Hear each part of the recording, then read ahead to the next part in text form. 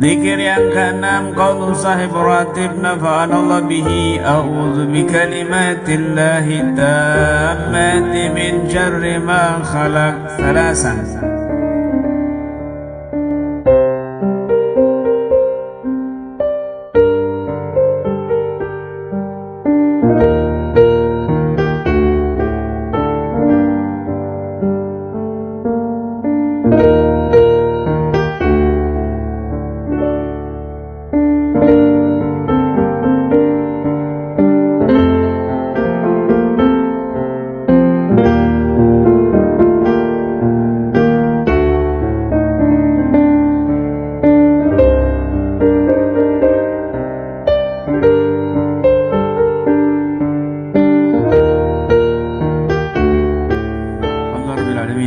نستعين على أمور الدنيا والدين والصلاة والسلام على أشرف الأنبياء والمرسلين سيدنا مولانا محمد وعلى آله وصحبه أجمعين ولا حول ولا قوة إلا بالله العلي العظيم رب اشرح لي صدري ويسر لي أمري واحلل عقدة من لساني يفقهوا قولي قال المصنف رحمه الله ونفعنا به وبعلمه في الدارين آمين يا رب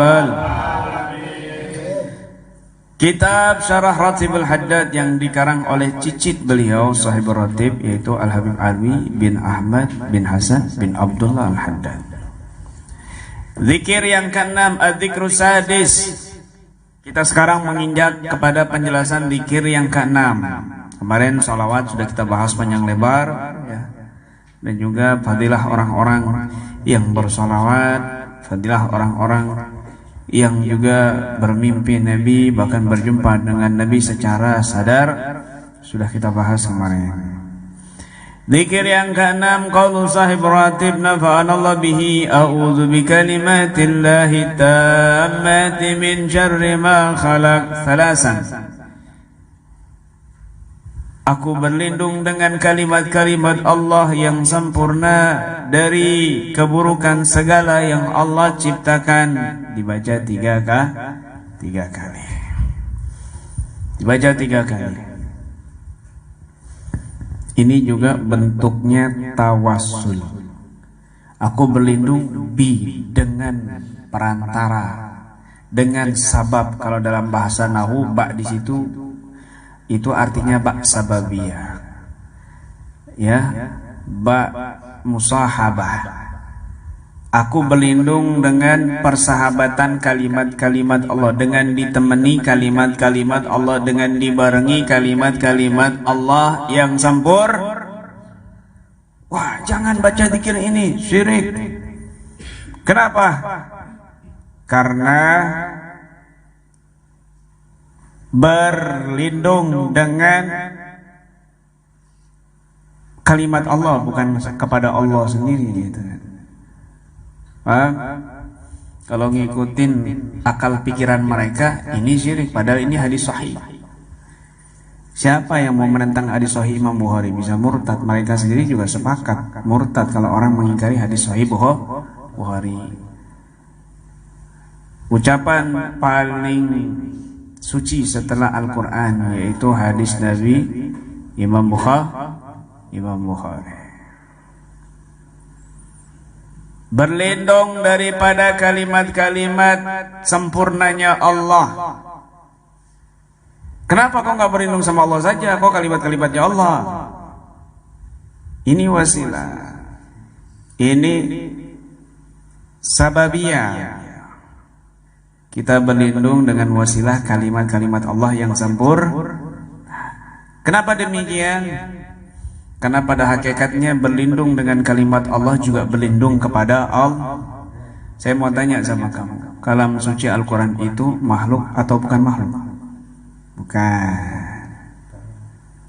Itu kalamnya Allah, kalam Allah, bukan makhluk. Berarti kita ini berlindung bukan kepada makhluk Allah, kepada Allah sendiri. Begitu. Makanya Imam Ahmad bin Hanbal dipenjara gara-gara dipaksa bilang Al-Quran itu makhluk. Enggak, bukan, Al-Quran bukan makhluk. Imam Malik dipenjara gara-gara tidak mau mengatakan Al-Quran itu makhluk. Enggak, memang bukan Al-Quran. Cuma Imam Syafi'i yang pakai tauriyah, dipaksa, akhirnya lolos di penjara. Katakan wahai imam bahwa Al-Quran itu makhluk, karena kalau satu imam-imam ini nurut, maka jamaah ribuannya jutaan bisa nurut kan. Imam Syafi'i pakai trik. Iya, Injil, Taurat, Zabur, Al-Quran, 4 ini makhluk. Maksudnya jari ini makhluk begitu, tapi hati ngomong bahwa jari ini makhluk. Selamat. Oh ya, terima kasih. Sudah nggak di penjara. Paham ya? Begitu. Kayak ini Sajahari isinya berapa? Satu di Madura, satu di Jakarta, satu di Jogja, satu di Kalimantan. Jadi semuanya tetap satu. Paham ya? Duh.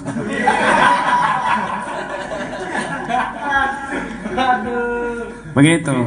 Tetap isinya berapa Sajahari? 1, tapi di hati ngucap dia. Komen, di hati komen. 1 di Madura, 1 Kalimantan Selatan, 1 Jakarta, 1 di Kanusan, kan begitu. Ya kan? Makanya dia lama belum dapat di sini. Sampai dapat baru pulang nanti. Itu namanya tauriyah. Tapi ya kamu jangan gitu. Ya. Jangan gitu. Nanti akhirnya kiainya dikerjain sama kamu. Banyak bohong, banyak trik semuanya. Parah nanti. Sudah sholat? Sudah. Dalam hati kemarin. Nggak boleh, dosa ini. Itu bukan main-main ya, itu darurat. Nggak boleh begitu. Ya. Sudah makan? Belum. Padahal sudah. Belum tuh maksudnya itu belum 2 kali kan begitu. Ya, paham ya? Uangnya habis Pak Yai. Habis beli ini. Nggak boleh begitu ya. Nah, maka pada hakikatnya berlindung dengan kalimat Allah yang sempurna sama juga berlindung kepada Allah. Karena kalam suci Allah itu bukanlah makhluk. Itulah akidah Ahlus Sunnah wal Jamaah. Raina fi sahihi Muslim. Diriwayatkan dari Sahih Imam Muslim. Dari Abu Hurairah radhiyallahu anhu beliau berkata, datang seseorang kepada Nabi sallallahu alaihi wasallam. Ya Rasulullah, malakitu min agrabin adagatil barihah. Wahai Rasulullah, tadi malam aku disengat kalajengking. Maka beliau bersabda, ama innaka law qulta hina amsayta a'udzu bikalim tamat min syarri ma khalaq lam yadurrak.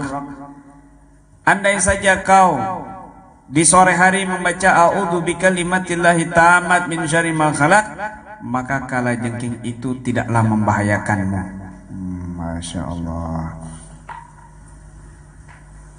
Bahkan dalam hadis lainnya, barang siapa yang membaca 3 kali maka tidak membahayakan sesuatu apapun kepadanya. Bahkan kalau membaca 3 kali, kata Nabi, lam yadurhu humma tilkal lailah, dia tidak akan diserang penyakit demam malam itu. Maka Sahal mengatakan, fakana ahluna yaquluna kullal lailah. Kami mengajarkan keluarga kami setiap malam membaca itu. Lalu ada pembantu kami yang kena sengatan kalajengking, falam tajid laha waja'an, tapi enggak sakit sama sekali. Kena sengatan kalajengking tidak sakit sama sekali. Mungkin saya begitu. Beberapa kali saya kena sengatan kalajengking tapi enggak ngefek di tangan saya. Apa saya pernah kena sengatan kalajengking dulu waktu di pondok, kemudian enggak ngefek lagi setelah itu? Wallahu a'lam. Husnudan kepada Allah dengan zikir yang dianjurkan kepada Nabi, maka faedahnya sangatlah besar yang akan kita dapati, terutama pahalanya. Masya Allah. Begitu. La ilaha illallah Muhammad Rasulullah. Man nazala manzilan, kata Nabi, barang siapa yang dia masuk ke rumahnya, sumakala lalu dia mengatakan a'udzu bikalimatillahi tamat min syarri ma khalaq, maka lam yadurruhu syai'an, sesuatu pun tidak akan membahayakan kepadanya hatta yartahil min manzilihi dzalik, sampai dia keluar dari rumahnya itu. Masya Allah. Faidatun muhimmah, faedah penting nih, catat baik-baik ini ya. Faedah penting. Yahtat ilaiha sahibul aulad, sangat dibutuhkan para bapak-bapak dan ibu-ibu. Karena Sayyiduna Sahib Ratib, beliau Al-Abil Haddad ini, Sahib Ratib ini mengajarkan sigaru banihi, anak-anak beliau yang kecil-kecil setiap malam, kullal lailah, wa yulakinuhum ala kulli kalimah, dan beliau mentalkinkan setiap kalimat per kalimat. Wa kadzalika ra'aina Sayyidina Al-Jad ibn Al-Hazan yaf'al dzalika likunihum, dan juga kakekku juga mengikuti buyutku ini, yaitu mengajarkan setiap malam kepada anak-anaknya ini, a'udzu bikalimatillahi tammati min syarri ma khalaq, bismillahilladzi la yadurru ma ismihi syai'un fil ardi wa la fis sama' wa huwas samiul alim, radina billahi rabba wa bil islami dina wa bi muhammadin nabiyya, ya hafid ya hafid ya kafi ya muhid, sallallahu ala nuhin wa ala nuhis salam. Ditalkin doa ini diajarkan kepada anak-anak kecilnya setiap malam beliau, padahal beliau ini wali Allah masih mengajarkan anaknya zikir seperti itu. Masya Allah. Dan kalimat-kalimat Allah itu tinggi, tidak ada bekas, tidak ada yang bisa memadai kalimat Allah meskipun ditulis pakai lautan sebagai tintanya. Qul law kana al-bahru midadan li kalimati rabbi lanafida al-bahru qabla an tanfida kalimatu rabbi walau ji'na bimislihi madada. Katakan, andai lautan samudra ini menjadi tinta untuk menulis kalimat-kalimat Allah, maka samudra-samudra itu akan habis sebelum kalimat-kalimat Allah habis. Walaupun ditambah lagi tinta-tintanya tidak pernah habis, maka akan habis, dan kalimat suci Allah tidak akan pernah habis. Masya Allah. Karena kalimat tamat, kalimat yang sempurna, tidak ada tidak ada aib dan kecacatan sama sekali.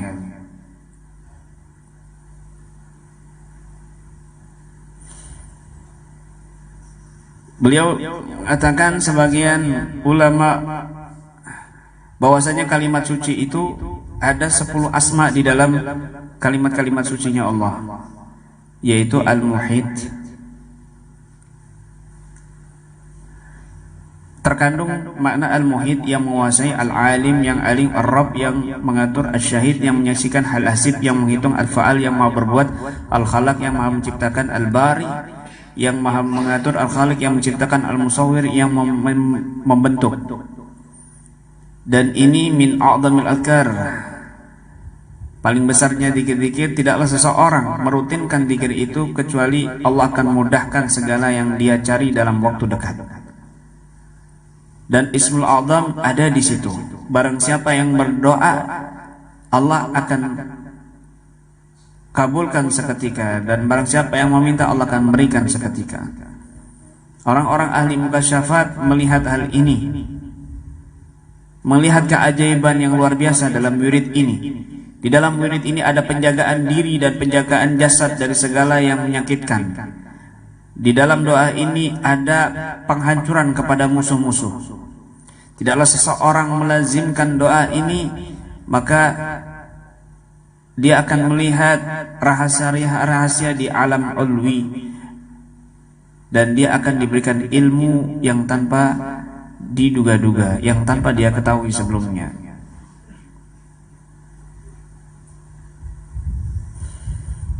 Ada yang mengatakan yang dimaksud kalimat-kalimat Allah yang suci adalah doa ini yang pernah dilakukan dan diamalkan oleh Nabi Adam sehingga taubatnya diterima oleh Allah Subhanahu wa taala. Apa itu? Ya, ini adalah ayat Allah yang berbunyi, Rabbana zalamna anfusana wa illam taghfir lana wa tarhamna lanakunanna minal khasirin. Ada lagi doa, Allahumma innaka ta'lamu sirri wa alaniyati faqbal ma'dzirati. Ini doanya Nabi Adam. Wa ta'lamu hajati fa'atini su'li wa ta'lamu ma fi nafsi faghfir li dhanbi. Ya Allah, sesungguhnya Engkau Maha mengetahui rahasiaku dan yang zahir dariku, maka terimalah udurku, dan Engkau mengetahui hajatku, maka berikanlah permohonanku, dan Engkau mengetahui apa yang ada pada diriku, maka ampunilah dosaku. Engkau Maha mengetahui segala dosa yang tidak diketahui oleh orang lain kecuali Engkau ya Allah. Maafkan dosaku ya Allah. Fa innahu la yaghfiru dzunuba illa anta. Sungguhnya tidak ada orang yang bisa mengampuni dosa kecuali Engkau. Ya Allah, aku mohon kepadamu iman yang senantiasa menguasai hatiku, keyakinan yang sungguh-sungguh sampai aku tidak meyakini bahwasanya tidaklah musibah yang menimpaku kecuali telah Engkau catat untukku, dan jadikan aku ridha dengan apa yang Engkau berikan kepadaku.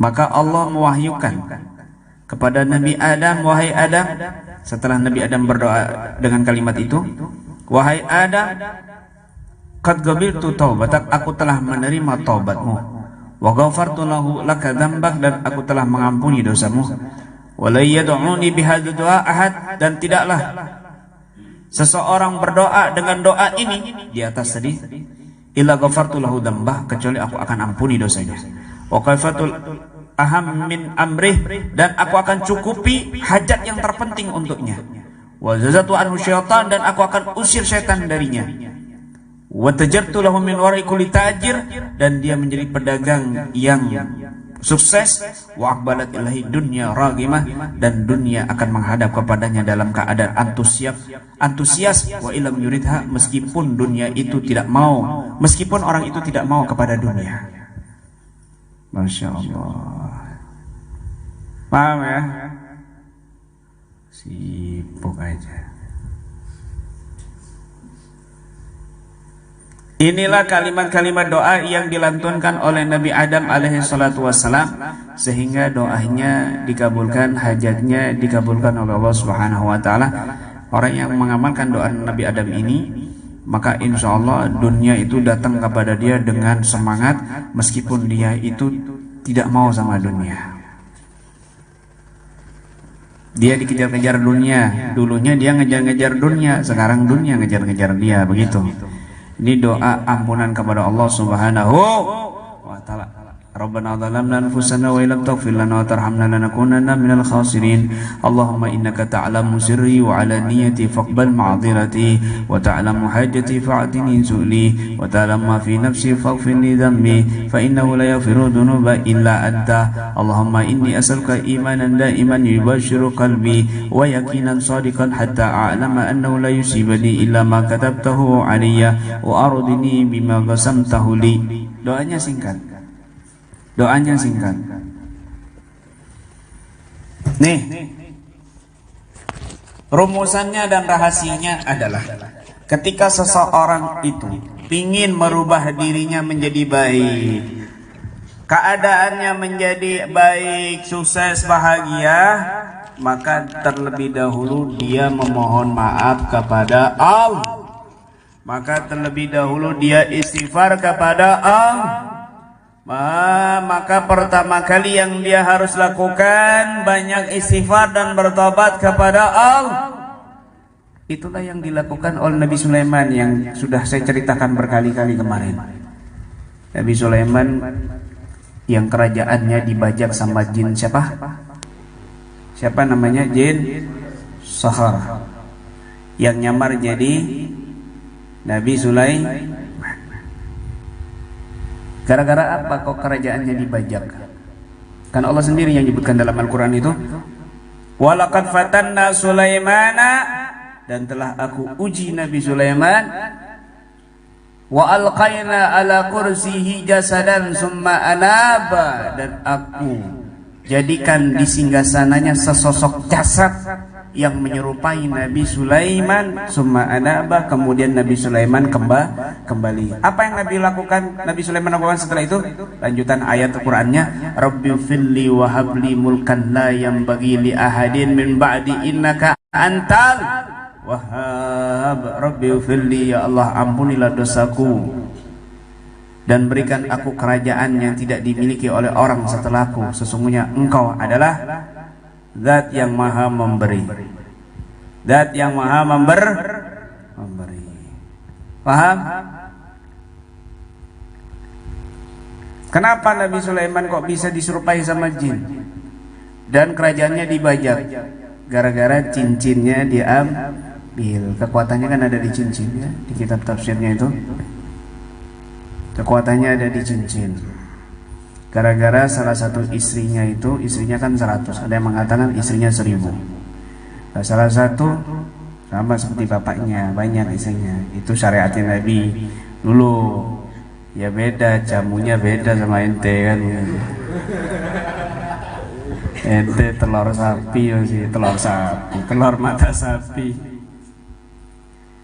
Beda Nabi Sulaiman sama orang Madura ya kan. Nah, salah satu istrinya yang bernama Jarodah itu kan buat patung bapaknya, kemudian malah disembah, durhaka sama Allah. Akhirnya Nabi Sulaiman yang kena, Nabi Sulaiman yang kena fitnah. Cincinnya tolong Jarodah, ini saya mau ke kamar mandi.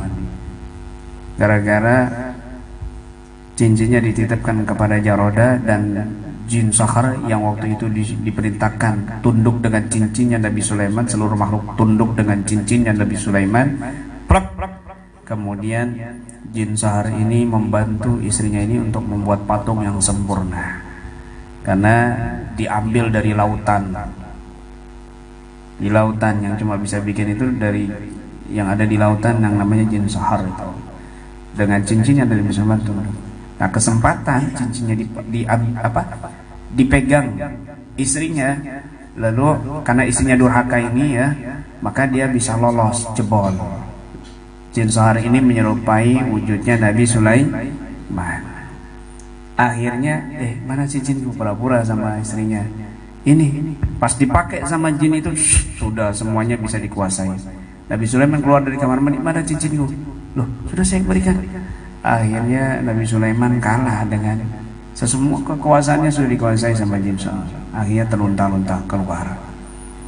Ya, keputusan-keputusannya dibuat menyimpang, aneh. Akhirnya para perdana menteri curiga, terutama para perdana menteri yang bernama Asif, yang punya ilmu bisa memindahkan kerajaan Ratu Balkis dalam sekejap mata. Dia yang lebih tahu dulu.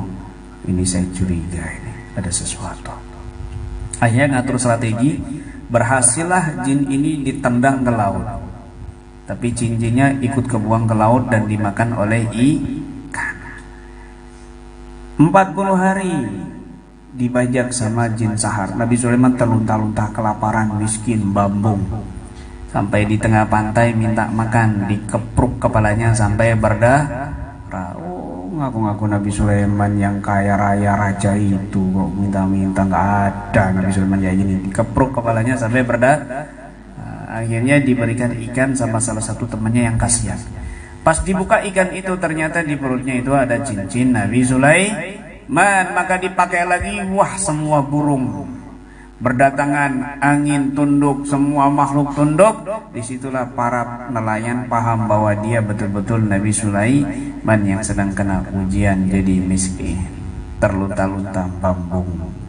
Kenapa? Karena istrinya durhaka. Akhirnya datanglah ke kerajaan, dan disitulah Nabi Sulaiman bertobat, Rabbi ufilli, ya Allah ampuni aku, wahabli mulkan la yanbaghi li ahad min ba'di innaka antal wahhab. Ya Allah, jadikan kerajaanku ini nggak bisa dibajak lagi ya Allah setelah ini, dan tidak bisa dimiliki oleh siapapun setelah ini, setelah aku. Sungguhnya Engkau zat yang maha memberikan. Akhirnya apa yang terjadi? fasakhanna lahu riha ruhaan haitsu asab, maka aku tundukkan angin bagi Nabi Sulaiman, angin yang baik yang tunduk kepada Nabi Sulaiman kemanapun Nabi Sulaiman pergi. Jadi seperti kalau di filmnya Dragon Ball itu kan awan kinton, ini angin kinton, lebih cepat lagi daripada awan kinton. Kalau sekarang pesawat kan. Wa sayatina kulla banna'in wa gawas, dan juga ditundukkan para setan-setan yang bisa membangun dan juga bisa menyelam.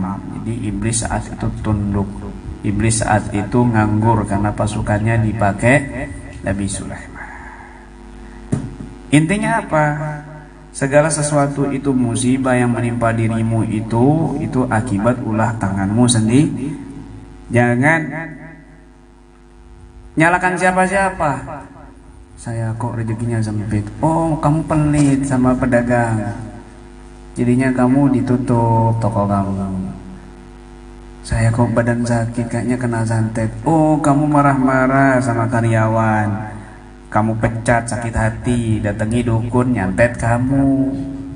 Kan begitu, paham ya? Oh, kamu sama pembantu, waduh kasar begini, akhirnya sakit hati, pembantumu manggil dukun, nyantet kamu, begitu.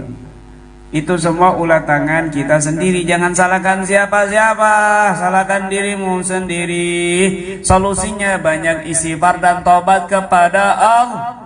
Wa asabakum min musibatin, tidaklah satu musibah yang menimpa diri kalian fa bima kasabat aydikum, kecuali karena ulah tangan kalian sendiri. Wa yafu an katsir, tapi Allah lebih banyak mengampuni dosa daripada memberikan musibah. Harusnya setiap hari kamu kena musibah, harusnya setiap hari kamu stres, harusnya setiap hari kamu sakit, harusnya setiap hari kamu lumpuh, tapi Allah lebih banyak mengampuni dosamu daripada memberikan musibah. Begitu, itu yang Allah jelaskan kepada kita. Mau penyakit, musibah apapun, makanya doanya Nabi Adam itu diterima tobatnya, dan hajatnya juga dunia itu ngikut gara-gara dia tobat kepada Allah. Beresin syariatnya. Ayo, yang bisa menundukkan seluruh makhluk itu cincinnya Nabi Sulaiman. Apa syariat? Syariat. Yang bisa mengalahkan dukun-dukunnya Fir'aun, penyihir-penyihirnya Fir'aun yang sakti, tongkatnya Nabi Sulaiman. Apa syariat? Syariat yang ada di tongkatnya Nabi Musa. Rahasia syariat yang ada di cincinnya Nabi Sulaiman. Kalau kamu sudah taat kepada Allah, syariat dijalani dengan benar, mau serban, mau tasbih, mau pakaianmu, mau tongkat, mau cincin, apapun bisa keluar pertolongan Allah Subhanahu wa ta'ala. Begitu. Paham? Bismillahirrahmanirrahim. Qala al-musannif rahimallahu nafa'ana bi wa bi ulumi fi darin amin ya rabbal alamin. Wa min akhlaqihim radhiyallahu ta'ala anhum, kitab Tanbihul Mukhtarin, peringatan bagi orang-orang yang tertipu, karya Syekh Muhammad Syekh Abdul Wahab Asy-Syarani. Di antara akhlaknya orang-orang saleh, ini dengarkan ini, adalah inkhila'u qulubi min ajsamihim fi kulli maradatin yamraduna. Oh, ini semuanya berkaitan. Ini kebetulan penjelasannya semua berkaitan. Adalah gelisahnya hati mereka, pecahnya hati mereka dari jasad-jasad mereka setiap jasad mereka sakit. Di antara akhlaknya ulama salaf itu kalau sakit hati mereka itu pecah. Pecah karena lihtimali an takuna tilkal maradah akhir ajalihim, karena mereka takut penyakit itu, sakitnya itu adalah akhir ajal mereka. Fala yumkinu mutaubah wala tadarukul huquq, sehingga tidak berkesempatan tobat dan juga mengembalikan hak-hak adami. Jadi kalau mereka sakit itu langsung sumpek, bukan sumpek, aduh sakit, tuh nggak bisa main sepak bola, nggak bisa main game, sakit. Apalagi kalau jempolnya bengkak, aduh ya Allah, levelnya tinggal dikit malah bengkak. Ya, tuh, tangannya bengkak semuanya, sakit, akhirnya diamputasi. Aduh, main game pakai apa? Akhirnya main game pakai jari kaki, karena sakingnya kepengen, saking ketagihan main game. Padahal yang nggak dapat duit main game kan begitu. Kalau setiap main game itu dapat duit 10 juta nggak apa-apa. Ini malah kamu ngeluarin duit. Akhirnya otak kamu itu jungkel ini. Jungkel, kenapa? Kan kamu begini terus. Paham ya? Jadinya agak loading kalau ditajak ngobrol kan begitu. Mungker begini otaknya. Paham ya? Nanti pas dajalnya keluar atau pasukan setannya keluar, nggak tahu kamu. Akhirnya kamu game over hidupmu. Gitu. Game overnya ya di situ nanti. Ya, tujuannya begitu. Game Mobile Legend, kemudian TikTokan itu supaya kamu tidak bisa mengetahui informasi dari mana? Syam. Supaya kamu tidak tahu kabar-kabar saat ini di negeri Syam, karena ciri-ciri untuk mengetahui dekatnya Imam Mahdi keluar itu ada di negeri Syam. Nah, seperti hadis setiap subuh kita kaji itu ya. Begitu. Mereka takut nggak ada kesempatan tobat, ini sakit menuju mati, khawatir begitu mereka itu. Sehingga mereka fayadhabuna ilal akhirah wa hum usatan. Sehingga mereka pergi ke akhirat dan mereka dalam keadaan bermaksiat kepada Allah. Na'udzubillah min dzalik.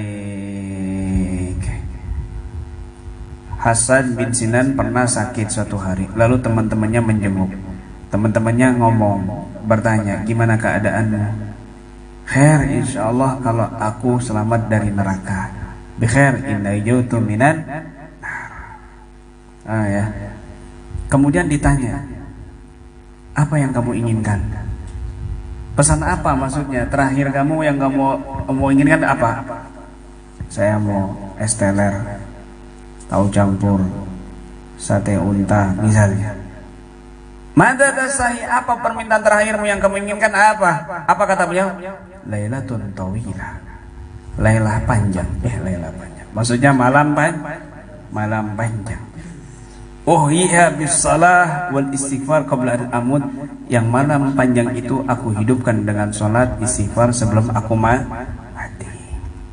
Aku pingin malam yang panjang, yang aku isi hidupkan malam itu sepenuhnya dengan sholat dan istighfar. Itu permintaan orang dulu kalau sakitnya parah.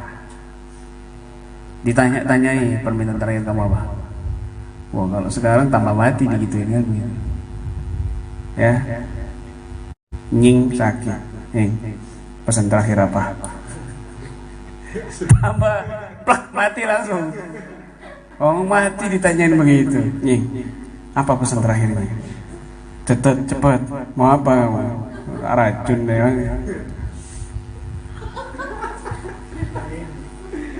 Ya, begitu. Tobat nying, tobat. Itu orang dulu begitu. Apa permintaan terakhir kamu? Mau sholat, mau istighfar. Apa minta terakhir kamu? Mau kawin sebelum mati.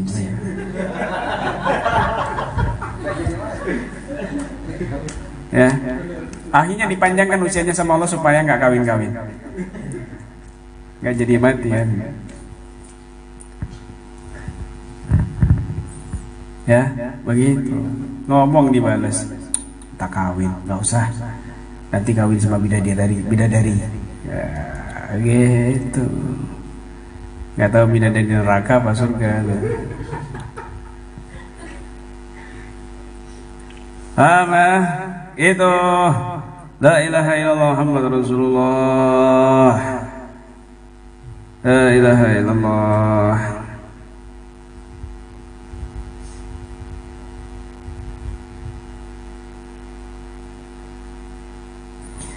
Ada cerita di sini ketika Wahab bin Warad dibawa ke Mekah, tapi tabibnya itu seorang Nasrani. Kemudian tabib Nasrani tanya, apa yang kamu rasakan? Keluhannya apa? Ayo ngomong aja, apa keluhannya? Maka Wahab menjawab, Ma'adallah. Aduh, ngapain aku ngasih kabar ke kamu? Ngapain aku berkeluh kesah sama kamu? Ngapain aku curhat sama kamu? Dokter ini, dokter Nasrani. Akhirnya orang-orang, sudah, ngomong aja sama kita, apa keluhannya? Sakit apa? Akhirnya beliau menjawab, Subhanallah, aina hadhil ukul? Mana akalnya, kata beliau yang sakit ini. Atamuruni an asku rabbi ila aduwin min adaih? Kamu memerintahkan aku untuk berkeluh kesah tentang Tuhanku kepada musuh dari musuhnya Allah? Itu orang kafir maksudnya. Gumu anni ajmun, pergi kalian semuanya, tinggalkan aku sendiri. Kamu memaksakan aku untuk aku berkeluh kesah kepada Tuhanku, kepada orang ini yang musuhnya Allah, karena bukan orang muslim. Ngapain aku berkeluh kesah tentang aku sakit begini-begini, seolah Tuhanku nggak adil begini-begini, sama musuhnya Allah? Mana akal kalian? Begitu, Masya Allah. Bahkan Sufyan bin Uyainah, ini orang-orang besar semua ya, orang ulama besar semua. Sufyan Uyainah pernah bercerita, dakhalna alal Fudail bin Iyad. Aku pernah masuk ke Fudail bin Iyad na'udu, menjenguk dia karena dia sakit. Lalu malah Fudail bin Iyad yang sakit ini ngomong, laulam taji'u lakana ahab ilayya min maji'ikum. Kalau kalian enggak datang, aku lebih suka daripada kalian datang. Ini akhafu an asku lakum rabbi. Aku takut, aku khawatir, aku berkeluh kesah kepada kalian tentang Tuhanku. Aduh, aku sakit, udah demam ini, udah 10 hari saya demam. Duh, menggigil badan saya. Ini kan berkeluh kesah kepada manusia tentang sakitnya dia yang Allah berikan kepada dia. Aku khawatir begitu. Udah, kalian nggak perlu datang, itu lebih aku sukai daripada aku berkeluh kesah tentang sakitku kepada kalian, tentang sakitku yang Allah berikan kepada kalian. Sudahlah, aku nggak mau berkeluh kesah tentang ini semua. Itu orang kamu enggak sakit gigi, sak Facebook tahu semua. Sakit gigi sak kampung tahu semua. Patah hati sak jagat dunia media sosial tahu semua. Wah, koyo artis. Ya. Bercerai jadi trending topik. Masya Allah. Topiknya aja nggak trending.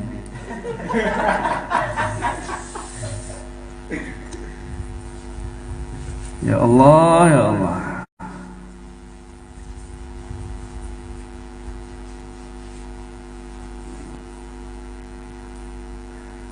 Nih, dengarkan lagi nih. Ini orang-orang dulu nih ketika sakit ya. Tidak bisa kita niru.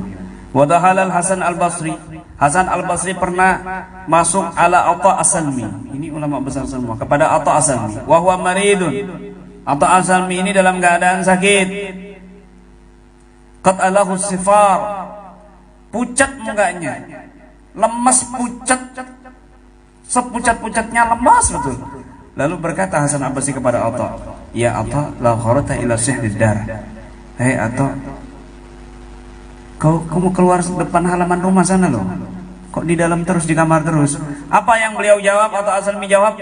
Inni astahi ayyarani rabbi as'a fi hadhi nafsi. Aku malu Tuhanku melihat aku, diriku berusaha untuk mendapat keuntungan diriku. Aku malu kalau aku keluar rumah ke halaman supaya aku sehat, nggak pucat, aku malu. Dilihat sama Allah sedang berusaha diriku mendapatkan keuntungan diri. Paham? Dia kan pucat di kamar ini. Dia ditawari keluar rumah loh biar seger gitu. Aku takut kalau aku keluar rumah Allah tahu diriku sedang berusaha ingin dapat enak diri. Padahal demi kesembuhannya dia. Dibilang keuntungan diri. Bagaimana dengan orang yang betul-betul mencari keuntungan diri? Sehat, cari keuntungan diri. Apalagi benar-benar dia mengambil haknya orang lain untuk keuntungan diri. Masya Allah. Itulah orang-orang dulu ketika sakit. Masya Allah, dahsyat luar biasa. Kalau ini tingkatan para wali yang betul-betul tinggi makomnya. Kalau kita mau niru seperti ini, waduh jauh. Sakit perut aja udah kalang kabut. Cari dokter, cari sini ini, waduh heboh, panik. Dirinya panik. Mereka tuh lebih baik sakit tubuhnya daripada hatinya sakit. Hati sakit tuh bukan patah hati, bukan, maksudnya tuh sakit tuh hatinya tuh kotor, ada ria, pamer, sombong, ujub, itu maksudnya sakit hati. Mereka lebih baik jasadnya sakit daripada hatinya yang sakit. Mereka lebih mengutamakan hatinya daripada jasadnya. Itulah ulama-ulama salaf kita dulu seperti itu. Tapi kalau kita ini berobat ini juga sunnah Nabi, mengikuti sunnah Nabi. Niatnya sunnah Nabi supaya nggak keluar dari jalur. Kalau kamu nggak ngikutin sunnah Nabi, nanti jadinya banyak berkeluh kesah dan akhirnya dosa tok. Kamu berobat ini karena banyak ngeluh, itu dosa.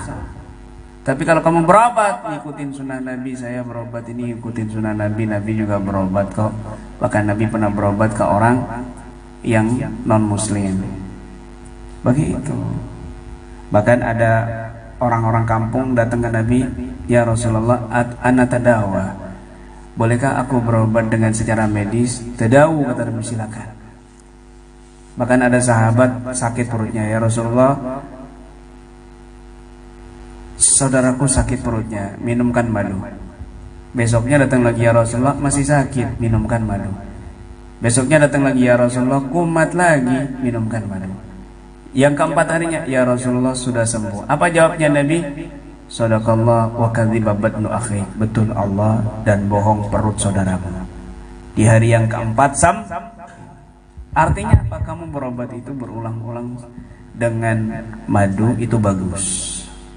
Secara medis itu bagus. Tapi jangan lupakan juga obat dengan wasilah Al-Qur'an. Karena Nabi pernah mengatakan, man lam yastasfi bil Qur'an fala syafahullah. Barang siapa yang tidak berobat dengan Al-Qur'an, semoga Allah tidak sembuhkan penyakitnya. Begitu. Paham Tom? Begitu. Paham ya? Ini penting penjelasan seperti ini. Masya Allah. Penting. Ini pas nyambung babnya, ini luar biasa ini. Tambihul Muqtarin. Besok subuh kita ngaji bab Iqtidrar fi akhbar mu'tabar. Untayan mutiara di dalam informasi tentang munculnya Imam Mahdi yang ditunggu-tunggu. Itu sudah bab ke 4 kalau nggak salah ya. Besok subuh insyaallah dilanjut lagi sesuai urutan-urutan pembahasannya. Sultan yang sudah kita baca. Wallahu a'lam bishawab.